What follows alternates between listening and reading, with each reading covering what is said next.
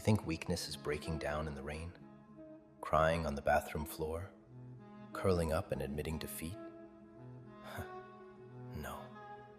Real weakness is silence, the kind that builds pressure, the kind that turns normal stress into quiet resentment, the kind that makes you snap over small things because you never address the big ones.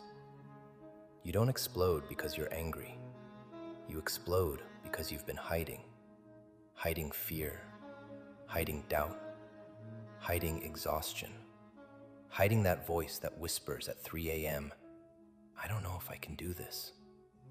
And hiding doesn't make it disappear. It makes it metastasize. Big word, huh?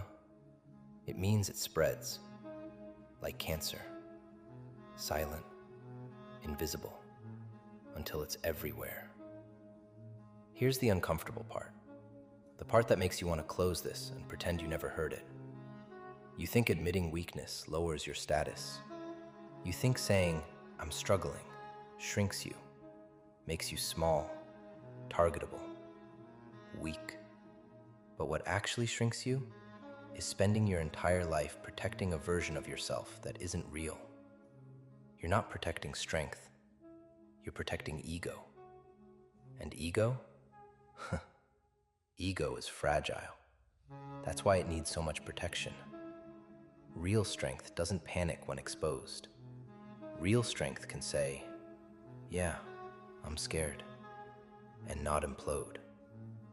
You know who's really strong? The guy who can sit in a room with his own fear and not run, not numb it, not bury it under distraction. Just sit with it. You think the men who posture the hardest are the strongest? The ones flexing on Instagram at 2 a.m.? The ones posting motivational quotes about dominance and lions and wolves? No. They're the most terrified of being seen.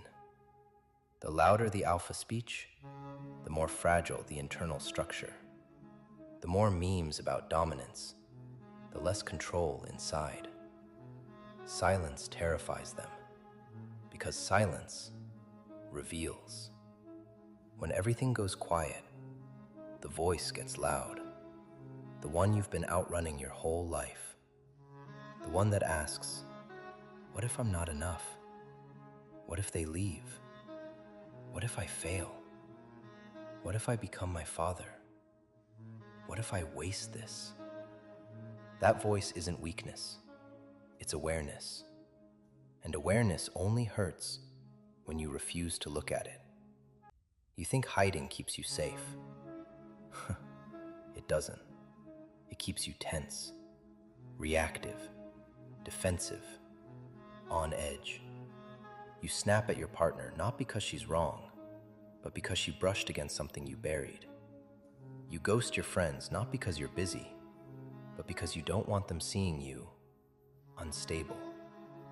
You isolate not because you're independent, but because vulnerability feels like exposure, and exposure feels like threat. Let's dismantle that. Exposure to what? To being human? You already are. The performance is what's artificial. Want to know the math? The arithmetic of concealment? It's simple, brutal, consistent. What you name loses half its power. What you hide doubles. That's it. That's the equation. The first time you say out loud, I'm not okay, your body won't combust. The sky won't split open. Your identity won't evaporate into the void. What happens instead? Relief. Not dramatic, not cinematic, just subtle decompression. Like finally setting down something you've been carrying for years, and you didn't even realize how heavy it was until it wasn't there anymore. Funny, huh? You think vulnerability makes you targetable? Only if you weaponize it against yourself.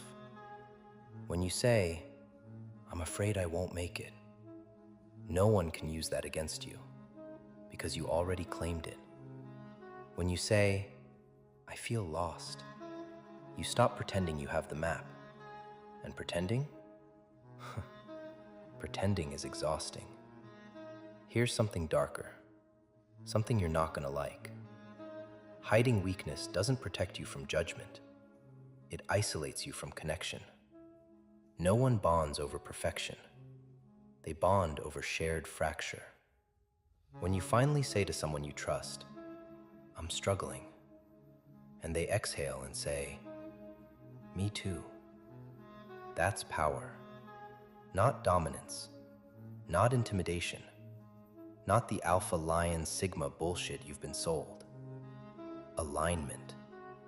You've been trying to earn respect through invulnerability, but real respect comes from congruence, when your internal state matches your external behavior. No mask, no performance, no constant guarding. You think the strongest man in the room is the one who never bends? No. It's the one who can bend and return upright without pretending he never bent. Now listen, you don't need to broadcast your weakness to the world. This isn't about social media confession. This isn't about turning pain into content. This isn't about posting your breakdown for likes. This is about internal honesty, mirror-level honesty, alone in the room honesty. The moment you stop lying to yourself, the mask cracks. And once it cracks, you realize something terrifying and freeing. You were never holding the world together. You were just holding a persona together. And personas? Personas are fragile.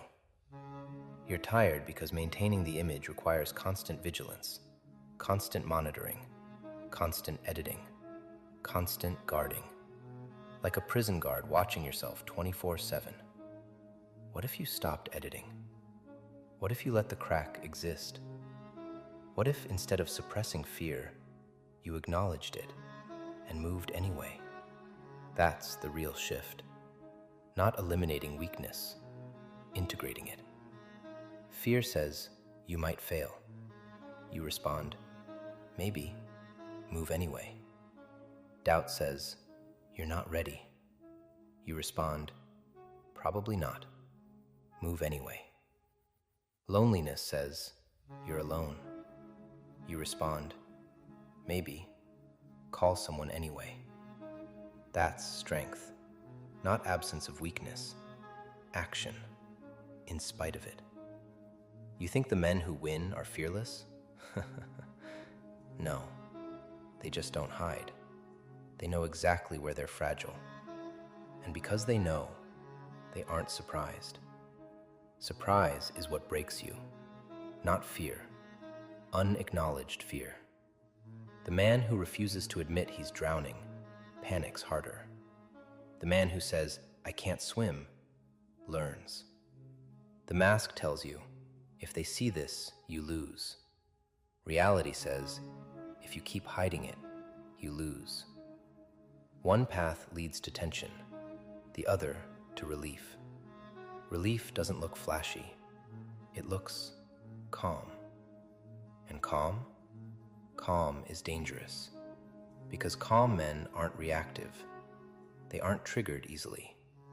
They don't need to dominate to feel stable. They don't need applause to feel valid. They don't need to posture to feel strong. They know their weak spots. And knowing removes panic.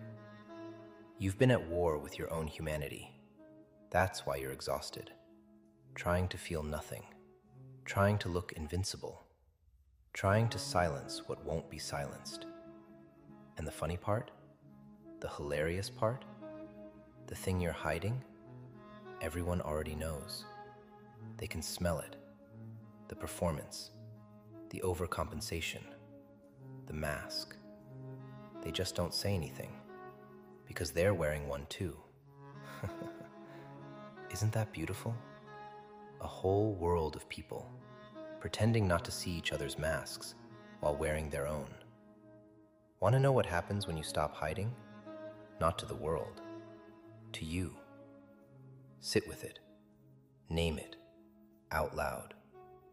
I'm scared. I'm insecure. I feel behind. I feel small. Say it without flinching. Then notice you're still here, still breathing, still capable. Nothing collapsed. The world didn't eject you. You just removed a layer of performance. And underneath performance, there's stability. Raw, unpolished, but stable. Weakness isn't the sin. Hiding it is. Because hiding fractures identity. And fractured identity collapses under pressure. Integrated identity adapts. You don't need to be fearless. You need to be honest. Honesty builds internal trust, and internal trust builds external stability. You can walk into any room calm when you're not hiding anything. You don't fear exposure because there's nothing concealed. That's freedom. Not bravado, not aggression. Freedom. And freedom is heavier than ego, but lighter than pretense. So the next time someone asks, "How are you?" you don't have to unload your soul.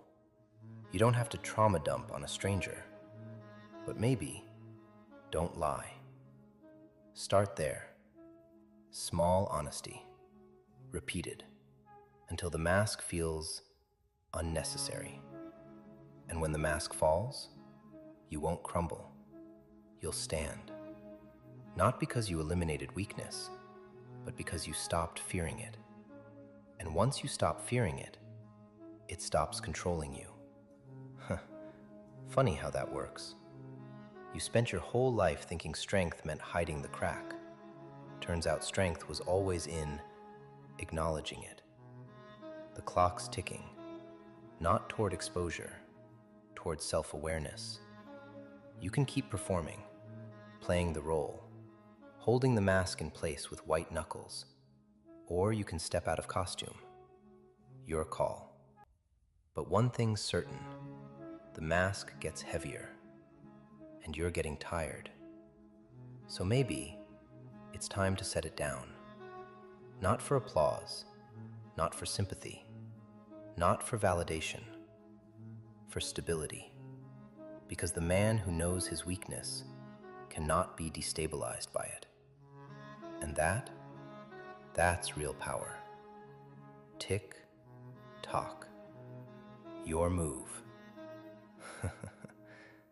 What's it gonna be?